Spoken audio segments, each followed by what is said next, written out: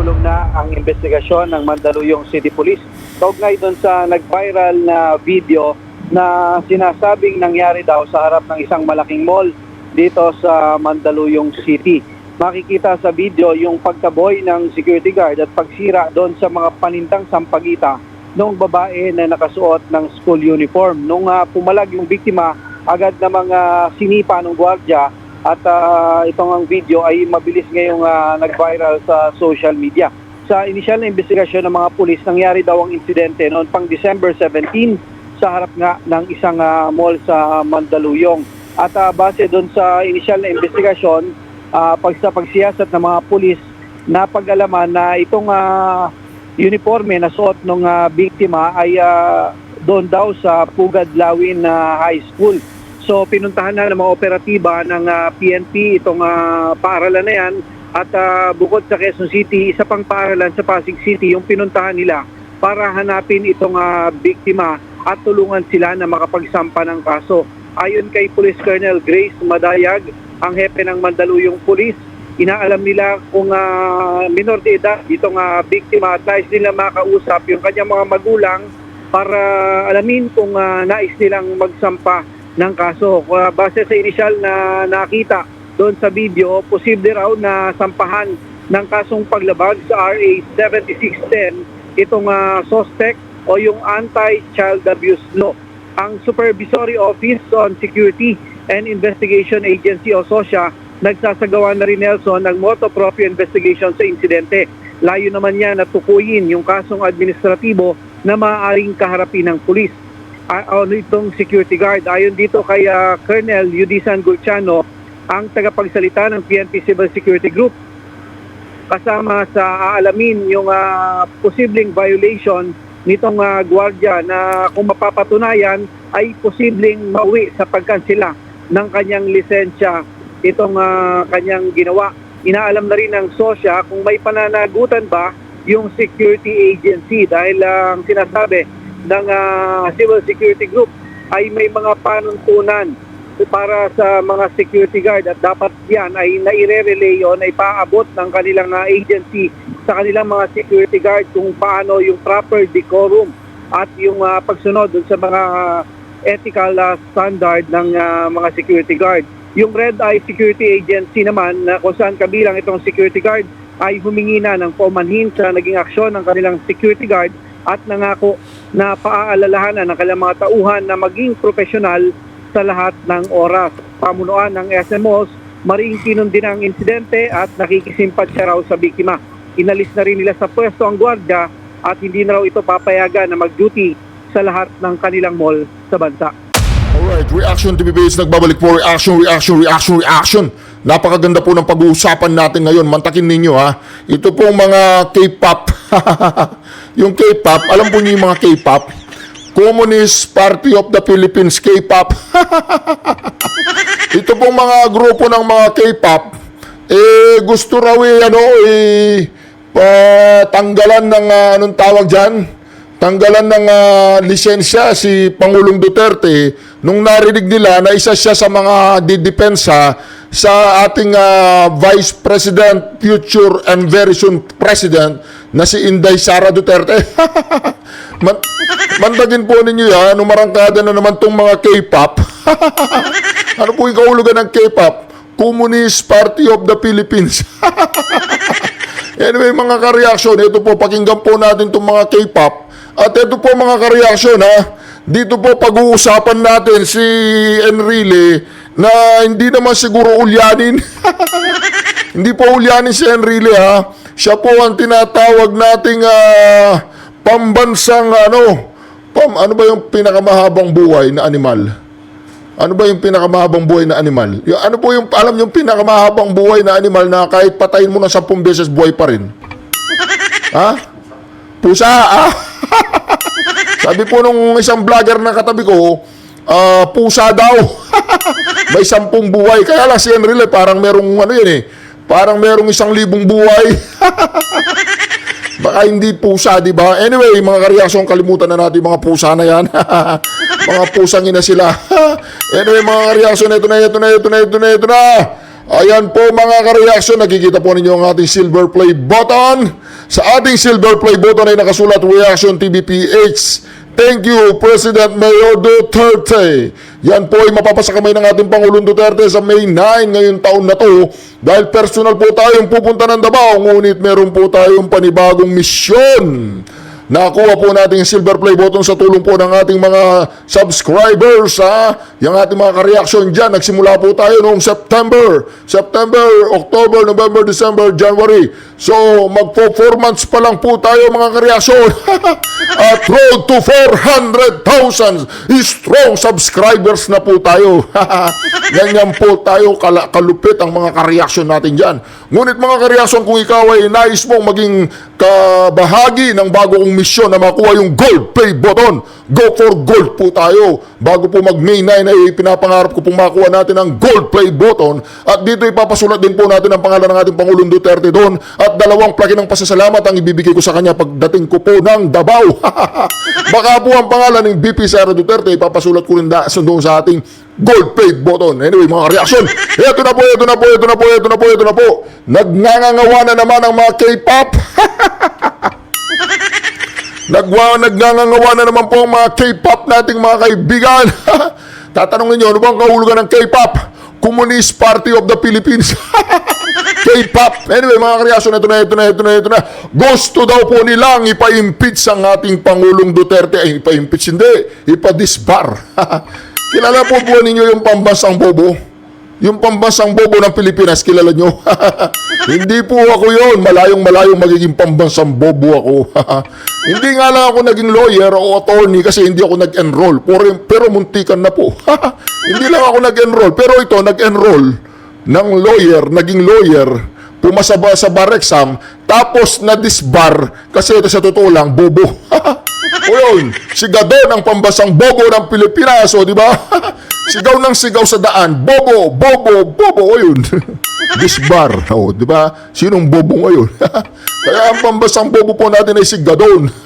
Pero ang mga ito ay sila Communist Party of the Philippines, K-pop. Ito po mga reaction, gusto na po nilang padisbar ang ating Pangulong Duterte. At bakit? Nagpa-practice ba siya ng law? Pinapractice po ba niya ang kanyang pagiging lawyer? Iba retired. Alam ko na. Siya pala yung magiging lawyer ni BP Sara Duterte.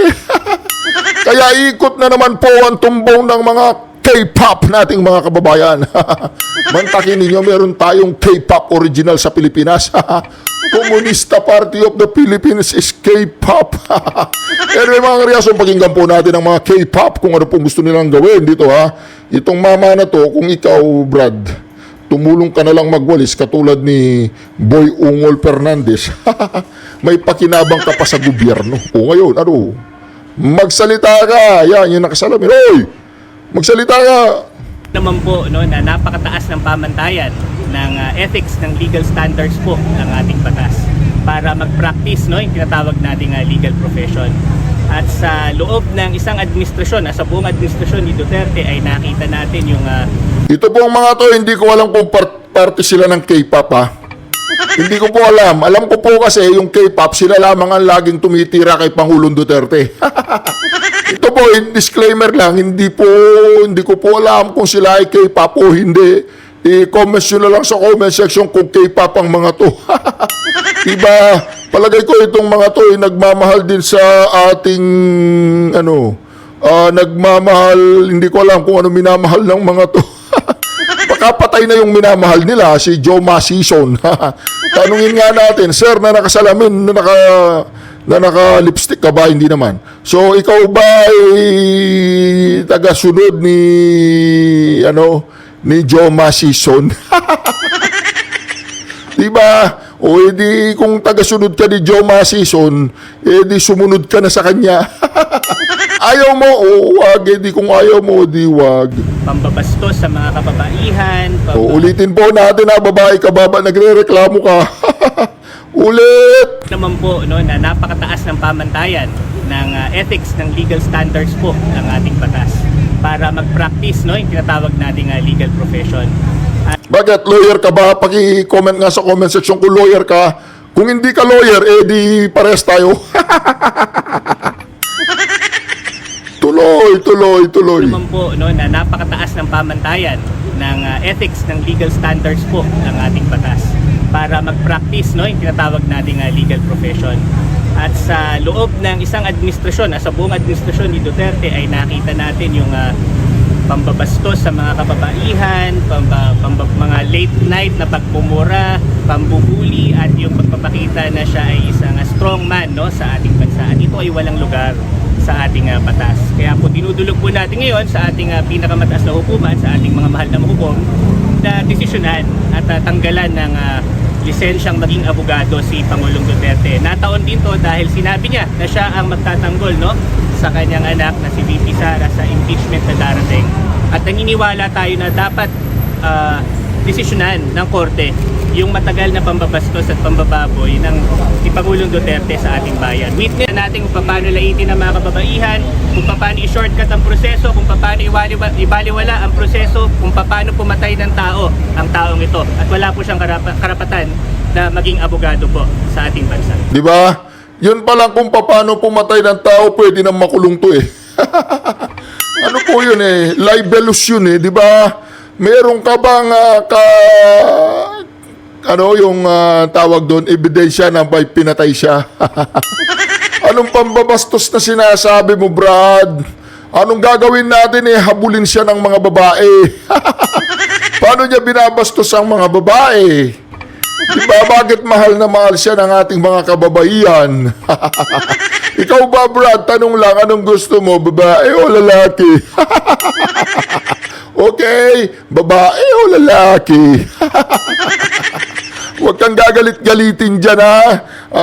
Pambabastos sa bayan, pambabastos sa kababaihan, pampatay ng tao. Puro libelous yan ha, di ba? Yan ba ang tinuro ng mga magulang mo sa'yo? Na ganyan ang pambunganga mo, Brad? Diba, ano bang gusto mo? Ikaw anong gusto mo? Tanong lang. Babae, lalaki. Oh, di ba? O, pakinggan po ninyo ha. Puro paratang ito eh, puro paratang. Desisyonan ng korte yung matagal na pambabastos at pambababoy ng si Pangulong Duterte sa ating bayan. Witness natin kung paano laitin ang mga kababaihan, kung paano i-shortcut ang proseso, kung paano ibaliwala ang proseso, kung paano pumatay ng tao. Kung paano daw pumatay ng tao. Eh, ano ba trabaho ni Pangulong Duterte? Hindi naman killer, di ba? President yan, tsaka mayor. Bakit? May bago ba siyang ano ngayong katungkulan? Killer, gano'n? Mga kareaksyon ng taong ito, halika nga rito. Oy, halika rito. Ikaw, halika rito. Bitbitin mo nga to. Bitbitin mo, pares. Pag-bitbitin tao na to. Pag-bitbit. Hindi niya alam ang kanya sinasabit kinukuda. Ididimanda kaya kita ng libel. Pagpatay ng tao. Di ba? Yan eh, paratang yan. Eh, propaganda yan. Kasama ka ba sa K-pop? Tanong lang. Tanong lang ha, huwag ka magagalit. Kasama ka ba sa Communist Party of the Philippines, yung K-pop? Ngayon, kung kasama ka sa K-pop, edi wow. Mga kareaksyon, galit na galit daw ang taong bayan kay Pangulong Duterte, pambababoy. Sino ang mas baboy, ha? Yung mga kabataan, dadalhin nyo sa bundok, dodoktrinahan nyo ng mga makakaliwang ideolohiya na ituturo nyo sa kanila na huwag na silang makinig sa kanilang mga magulang. Hinahanap ng mga magulang ang kanilang mga anak. Ayun, tumimbuang doon sa bundok. Ganun ba yun? O, buti hindi ka pa mamundok. Tanong lang, ayaw mo bang mamundok? Takot kang mamundok. Gusto mo dyan sa syudad dahil may disco. Disco? Uso pa ba disco ngayon? Di ko alam eh. Alam ko kayo mga Starbucks, ganun. Pero yung disco, parang wala na eh, no? Yung disco night. disco night, wala na. Mga kareaksyon, ito po mga kareaksyon, ha? Itong mga to, mga bata pa to, may mga gatas pa sa kanan. Saan ba yung gatas mo, boy? Gusto mo ba gatas o... Anyway, mga kareaksyon, ito na. Tuloy po natin. Ang taong ito at wala po siyang karapatan na maging abogado po sa ating bansa. Bakit? Ang pagiging abogado ba ay karapatan? Hindi karapatan ang pagiging abogado. Oy! Privilege yan. Pwedeng tanggalin, pwedeng ibigay sa'yo ng bar, ng, yun, basta yung nagbibigay ng lisensya sa, sa lawyer, sa attorney. So, di ba? Sa bar. Hindi, hindi rights yan, hindi karapatan yan. Privilege yan. Pwedeng matanggalan ka ng privilege na maging lawyer at pwedeng mabigyan ka ng privilege na maging lawyer. O, di ba? Anong rights, anong karapatan? Walang karapatan dyan. Privilege lang yan. Parang lisensya. Pwedeng tanggalin sa'yo ng LTO ang lisensya mo perpetual. Pag may ginawa kang labag, sobrang labag sa batas, labag trapiko, pwedeng tanggalin sa'yo ng LTO at hindi ka na makakakuha na kahit kailan ng lisensya dahil yan hindi rights. Yan ay privilege. Gawon, naintindihan mo yan? Katulad ng ginagawa mo, ang ginagawa mo ngayon ay karapatan, di ba? Karapatang magsalita, karapatang freedom of speech. Pero yung freedom of speech mo, may limitasyon yan. Pwede kang mawalan ng freedom of speech o kaya mag-freedom of speech ka doon sa kulungan. Di ba mga kareaksyon? Wala pong yan, walang kahit karapatan pa yan. Lahat yan ay merong mga boundaries na hindi mo dapat i-cross. Di ba sabi niya, pagpatay ng tao, pag ano na yun, boy? Yung akusan na yun, inaakusan mo na ang Pangulong Duterte. Pero mga kareaksyon, ang tao na ito ay dapat paniwalaan dapat paniwalaan ng kanyang mga kakulay. Ito po mga kareaksyon, pakinggan pa po natin. Marcos Singilin! Marcos Singilin! Marcos Singilin! Marcos Singilin! Lalo higit patuloy niya. Yung kay Duterte, Bayan ang wala, stick ang mga tulong. Marcos Singilin! Makakulang sa bayad ang mga to. Oy, Bobong Marcos, hindi yata napasakan sa bunganga. Kulang yung pasak sa bunganga, may mga nangangawa pa. Oy, tamba, pasakan sa bunganga mga to. Pasakan ng cheque na mayroong 2 milyon. Kada buwan, di ba? Post-dated check lahat yan.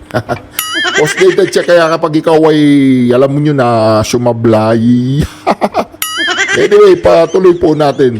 Marcos Singilin, di ba? Alright, tuloy. labag sa mga karapatang pagtao. Bilang mga biktima, malinaw na salungat sa prinsipyo ng karapatang pagtao ang kanyang mga ginagawa at ginawa. Ang karapatan ng mga mamayan ang siyang dapat nananaig sa ilalim ng batas. Ang mga salitang binibitawan ni Duterte ay patunay na wala siyang paggalang dito. Kaya naman marapat lamang kami nananawagan sa Korte Suprema na bigyan kami ng nararapat na proteksyon. Sobrang naamawalan kami ng mga mahal sa buhay dahil sa walang habas na pagpatay ng mismo mga bahagi ng Estado. Hinihinog namin ang Korte Suprema na patunayang hindi higit sa batas kahit pa mga abogado. Di ba mga kareaksyon? Yung babaeng matanda na nagsasalita, hindi ko alam kung magkano yung araw niya. Di ba mga kareaksyon ngayon? Dahil narinig po ng mga kalaban na ang Pangulong Duterte ay magiging lawyer, abogado, defense lawyer ni VP Sara Duterte sa kanyang tinatawag na impeachment complaint. Biglaan pong nagsilabasan ng gustong magpadisbar sa ating Pangulong Duterte. Di ba? Gusto nilang madisbar. Bakit? Ito ang tanong. Ito malaking katanungan di ba? Tanungin natin to mga inutil na to. Mantagin ninyo mga kareaksyon Isa kang dating presidente, hindi ka na presidente. Isa kang incumbent vice president. Hindi nila inaharap at binabagsak ang nakaupong presidente, bagkus yung vice presidente ang gusto nilang ibagsakin. Ang dating presidente na si Digong, ang kanilang pinupuntirya sa kanilang mga katarantaduhan. Kaya lang ang boses ng taong bayan ay pabor na pabor mga kareaksyon sa ating VP Sara Duterte. Di ba? Kaya itong mga kongresistang pulpol, mga kongresistang mga inutil na nagpayaman sa kaban ng bayan na mga inayupak na yan, ay wala na daw oras para i-impeach si VP Sara Duterte. Ang tanong, Wala na ba talagang oras o talagang kahit kailan ay wala sa kalkulasyon ninyo na magpursu ang impeachment? Lahat yan ay pawang mga ano yan, tinatawag, sabay-sabay po natin sabihin na, karakter! O yun, character assassination. Lahat po yan is, merely a character of assassination. Gusto lang nila sirain ang karakter ni VP Sara Duterte at ni Pangulong Digong. Yun lang. Pero yung sasabihin nating ma-impeach, wala namang basihan eh. Walang ano. Kaya nga itong lahat ng mga impeachment complaint ay base po yan doon sa nakaraang mga hearing ng tuwadkom at mantakin ninyo. Hindi na daw po tuwadkom ngayon. Lintakom na, lintakom. Pagkatapos po nung quad, 4, ngayon, kinta, 5, o mas gumanda yung pangalan nila, mga lintakom. Mantakin mo yan, okay na sana yung tuwad ko Oy, Barbers! Sino nakaisip ng tintakom? Yung 5. Yun daw pang 5, yun ang magsosolve ng presyo ng bilihin ng mga inutil. Lintakom, mga linta kayo, wala kayong ginawa kundi sipsipin ang dugo ng bayan. Okay na sana yung tuwad kung patuwad-tuwad lang sila mga huwad. Di ba ngayon, pinalitan pa nila, ginawa pang kintakom. Ngayon, tatawagin natin sila mga kareaksyon, mga lintakom, mga lintik na inayupak na yan. Mga tarantado yan. Linta talaga, gusto mo talaga kintakom, Barbers. By the way, mga kareaksyon, ako po hindi naniniwala na ang pamilya ni Barbers ay sangkot doon sa nangyaring drug trade, drug bust sa Surigao. Wala pong kinalaman ng Barbers family, ang kanyang asawa, ang kanyang kapatid, yung kotseng nadali, wala pong kinalaman si Robert Ace Barbers. Tama po ba yung pangalan niya? Ace Barbers? Yun.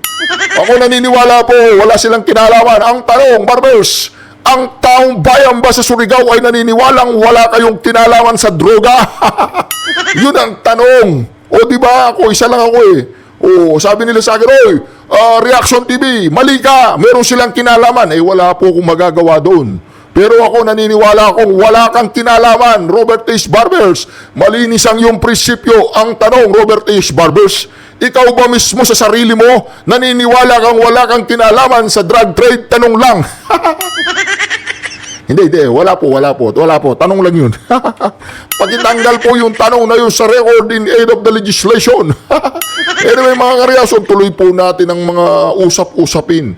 Patungkol po dito, mantakin po ninyo Magkakaroon din daw po ng tinatawag na rally ang mga kabilang grupo na pro-impeachment.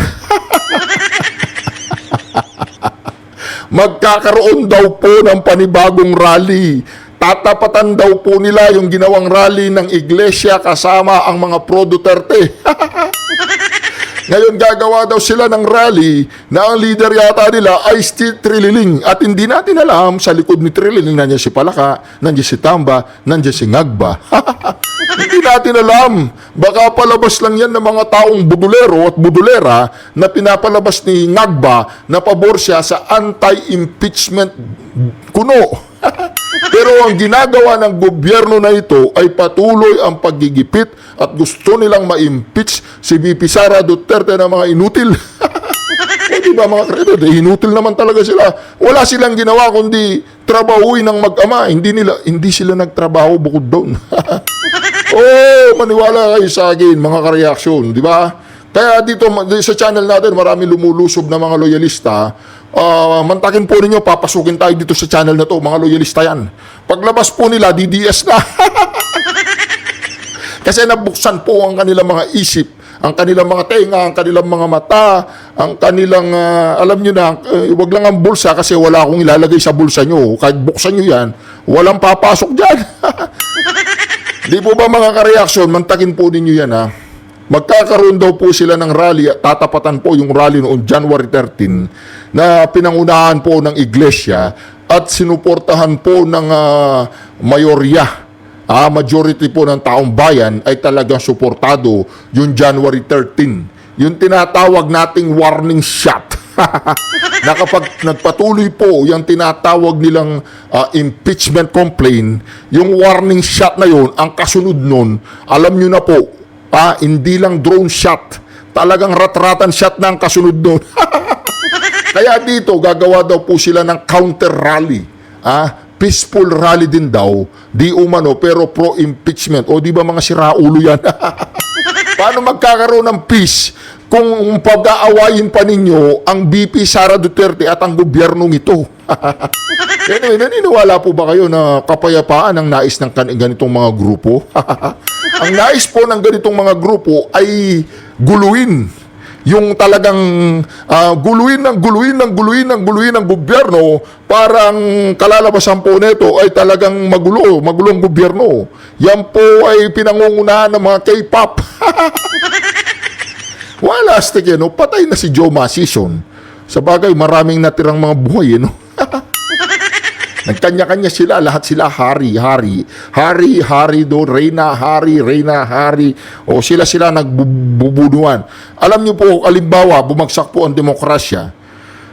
Pinamunuan po tayo ng mga komunista. Alam niyo po mangyayari doon, civil war, kasi yung mga komunista niyan, sila, yung mga teroristang NPA na yan, sila, iba-ibang grupo yan, hindi naman isang grupo yan. Oo, may mga grupong tinatawag nilang ABB, Alex Bungkayaw Brigade, wala na yata ngayon yun. RHB, BBB, marami pong B yan, mga bobo yan.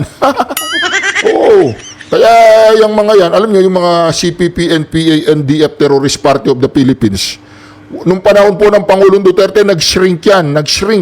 Kasi mismo nga mga mamamayan, mga taong baryo, taong bayan, lahat po ng taong bayan ay ayaw nila sa kanila. So, anong gagawin ng mga yan? Hindi takbo doon, takbo dito, di ba? Takot na sila sa taong bayan kasi pag pumunta sila sa isang lugar, tumatawag ng mga militar yung mga taong bayan. Kaya mga ka-reaction, ito po, ano lang ito, gusto po ng mga yan talagang mabulabog ang ating gobyerno. O pakinggan po natin ito mga ka-reaction, bago po tayo mag-react. Huwag po kayong kukurap, ang kumurap ay makukurap, kaya po kayo nakukurap dahil lagi kayong kumukurap. Ito po. Sinasabi natin sa inyo, pagkatapos ho ng National Rally for Peace na ginawa noong Lunes, ay meron hong inilabas na reaksyon si dating senador at ngayon po ay Presidential Legal Counsel Juan Ponce Enrile. Yun. Ang kanyang reaksyon, ang sabi niya, can the INC, ito pula, yung una, as a nation and a state, bilang bansa at isang estado, we will incur, tayo daw po ay magkakaroon ng very detrimental president. Yun. If we follow the logic implicit in the INC rally that they mounted. Oh. Ang ibig sabihin nun ay magkakaroon daw ho tayo ng hindi maganda o mapaminsalang mga pangyayari kung susundin natin yung lohika ng ginanap na rally. Oh, no. Talaga naman, oo. Are we prepared? Eto na. Handa daw ba tayo and ready to face the long-term consequences of that INC move? Oh, di ba? Handa ba tayong harapin ang anumang resulta nitong ginawa na mas pangmahabahang consequence ng INC move? Oh, di ba? Parang sa tanong niya ito ay hindi kailangan ng sagutin. Parang ini-imply niya na una, may masamang epekto ito sa bansa. Pangalawa, long term at hindi handa ang Pilipino para ito ay mangyari sa atin. Oh. Baka nga hindi tayo handa sa kapayapaan at sa pagkakaisa. Oh, di ba? Baka yun ang gusto niya sabihin. Can the INC, with all its members, amend the Constitution or suspend any of its provision? Oh. Are we prepared to discard or sacrifice the value of rule of law Oh, di for a ba? person or group of person? Impeachment is just a constitutional legal process to remove a government official from his office if there is a ground and evidence to support it. The impeached official is not going to jail by the mere fact of his impeachment. Ang problema, sa kaya nakuha ni Enrile na gusto nating baguhin ang konstitusyon. Hindi na po tinawag na Senator Enrile, hindi na po niya tinawag na ano. Tawag na lang sa kanya Enrile. Buti na lang hindi niya tinawag na Tandang Enrile. Kaya sabi ko ditong si Enrile, naku po. Ay, naku po. Ito po. Gusto natin na salungain ang rule of law. Hinala ko lang. Siguro dahil medyo may edad na si Enrile, baka ang naisip niya ay noong 1986.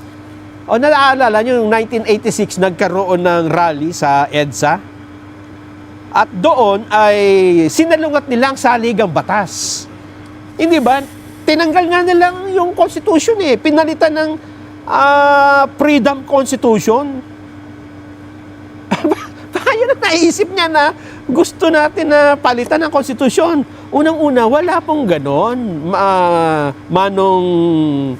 Manong Johnny, walang ganon na ang layunin ng pagtitipon ay i-amend ang Constitution o hindi na sundin ang rule of law. Napakalinaw naman, title pa lang, National Rally for Peace.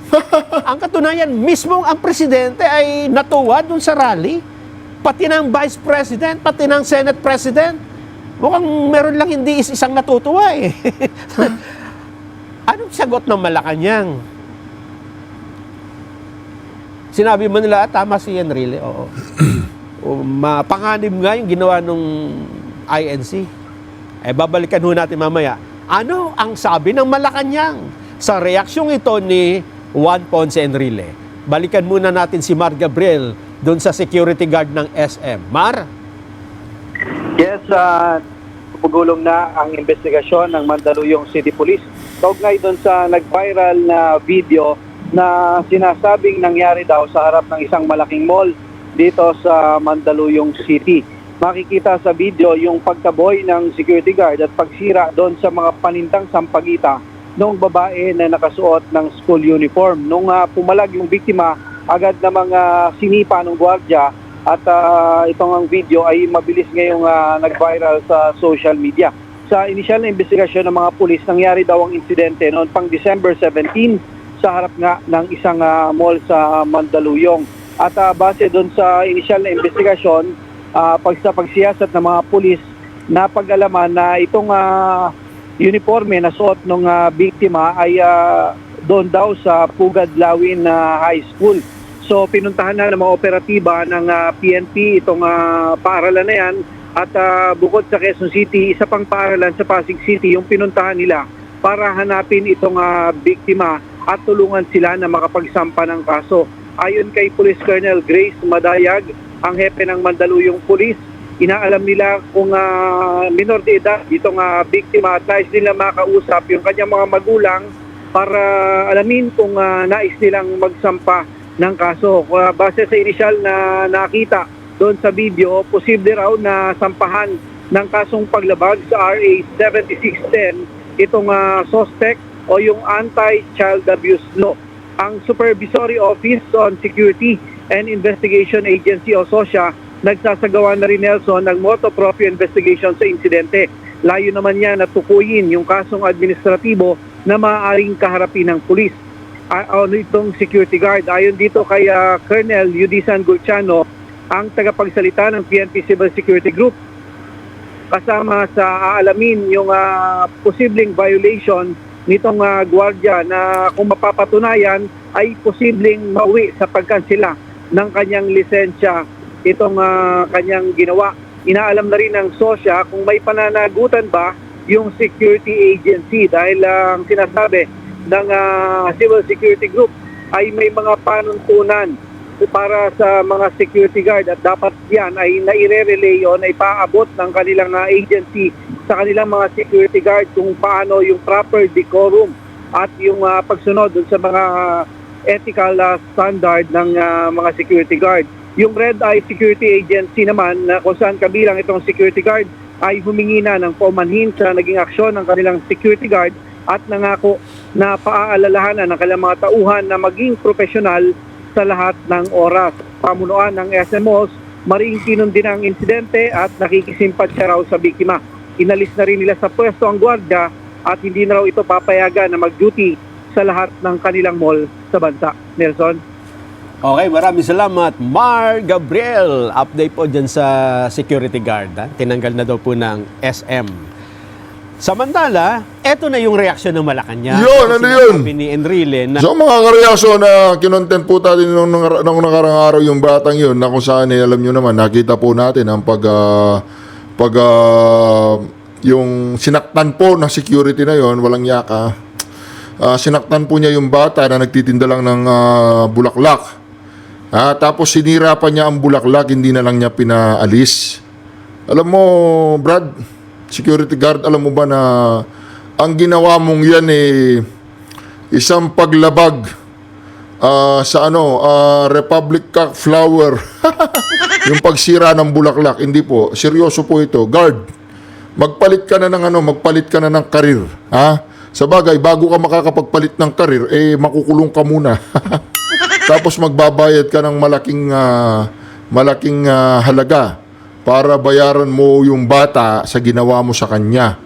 Unang-una, sa publiko yan. Maraming nakakita sa kanya, kaibigan niya, kamag-anak niya, na minsan pagtatawanan siya, yung iba naawa sa kanya. Pero sa iyo, mag-ingat ka na lang. Kasi magpalit ka na lang ng karir. Kasi alam mo, Brad, nagkakamali naman tayo lahat. Pero yung pagkakamaling yan, yung mga ibang netizen hindi nila tatanggapin basta-basta yan. Magpalit ka na ng karir. Magtinda ka na lang ng bulaklak. Palagay ko doon, mararanasan mo kung gaano kahirap magtinda ng bulaklak. Na kapag may sumira sa mga bulaklak mo, doon mo marirealize na ikaw ay isang taong maliit ang kapagpasensyahan. Tuloy po natin si Manong Enrile. Hoy! Manong Enrile! Ano ba yung pinagngangawa mo dyan? yung rally ng INC na yan, ay merong hindi magandang epekto yan na pangmatagalan. Kaya ba ng Pilipinas yan? Hindi ko na maintindihan. Ano kaya ang epektong hindi maganda? Di ba? Nagsulong ka ng kapayapaan, ng pagkakaisa. May hindi magandang epekto. Sabi ng presidente, ayos yan. Sabi ng vice president, salamat. Sabi ng mga senador, maganda yan. Ano kayang... Eto, ang sabi ho ng Malacanang. Executive Secretary Lucas Bersamin stressed that the President has always nurtured a culture of open ventilation of ideas within the Cabinet. Ang sabi niya ay ang Pangulo naman open sa iba't ibang idea sa gabinete. Yang sinasabi ni Enrile na yan ay isa lang yan sa mga maraming ideya. In this way, policy making is enriched. Mas nagiging maganda daw ang paggawa ng mga policy by diverse views, iba't ibang mga pananaw, resulting in decisions distilled from a wealth of varied experiences, different disciplines, and special expertise of those who contribute. It is in this spirit that Secretary Enrile came forward with his views. So, ay ginagalang nila yung, siguro dahil naman legal counsel at medyo may edad na, okay lang, hindi naman nila sinansala si Enrile at inopen lang nila. Pero eto ang tanong, naniwala ba ang Malacanang, ang Pangulo, na mayroong masamang epekto yung rally ng Iglesia ni Cristo? Na ito ay may pangmatagalang hindi magandang epekto na hindi handang harapin ng mga Pilipino? Eto ang sagot. Nonetheless, eto pa. While Enrile's thought may carry weight and are always valued, his views are one of many that the President seriously consider.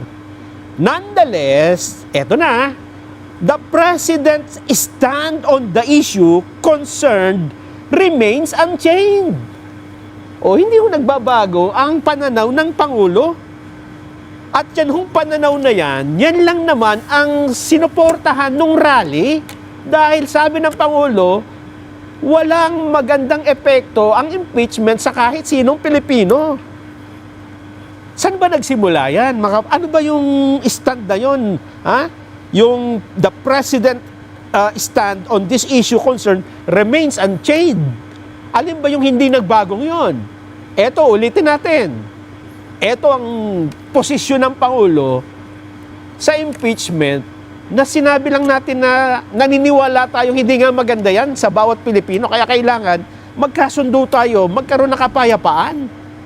Pakinggan ho natin muli para malinawan ng pilit na hindi isinasali itong statement ng Pangulo. Ang tinuturo lang yung rally. Pakinggan po natin muli. This is not important. This does not make any difference to even one single Filipino life. So why waste time on this?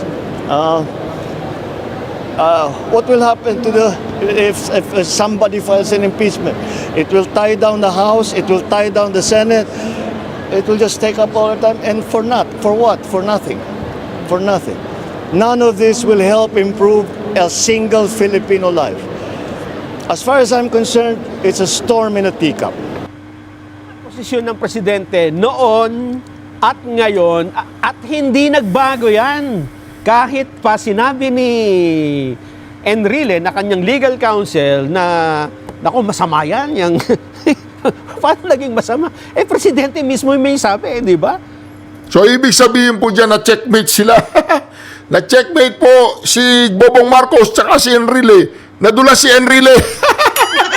Baka hindi naman po yun talaga ang plano ng Malacanang na hindi pa si VP Sara Duterte. Nadulas po si Enrile. Baka yung sinasabi ni Enrile, yun talaga ang master plan ng Malacanang. Di po ba mga kareaksyon? Kaya nga dito mga kareaksyon, namantakin ninyo, yung sinasabi ng legal counsel ni Bobong Marcos, iba sa ang sinasabi ni Bobong Marcos, yung sinasabi ng legal counsel ni Bobong Marcos, yun ang ginagawa sa Kongreso. So, ibig sabihin, lumilitaw po dito ang kulay ng Malacanang. Dahil merong isang Enrile na nadulas, merong isang Enrile na nagsalita na ang kanilang tingin sa nangyaring rally dyan sa ginawa po ng iglesia ay isang rally na parang hindi sang-ayon ang Malacanang, ganun. Anyway mga ka-reaction, maraming salamat muli sa pagsama ninyo sa ating reaction video na ito. Huwag nyo pong kalimutang mag-subscribe, like at i-share ang ating mga video. Bakit kailangan po nating i-share ang mga video para mapanood po ng marami pang mga Pilipino, lalo-lalo yung mga dilawan, pinklawan at mga loyalista na kung saan malay po natin ang mapagbago natin ang panahon nila sa ating gobyerno ngayon. Maraming salamat muli. Shukran. Duterte. Duterte. Duterte. Duterte. Magrarally daw si Trililing. Trililing, anak ng kulangot naman, oh. Ay, talagang hindi na nagtino itong tao na to. Malaki pa rin ang problema niya.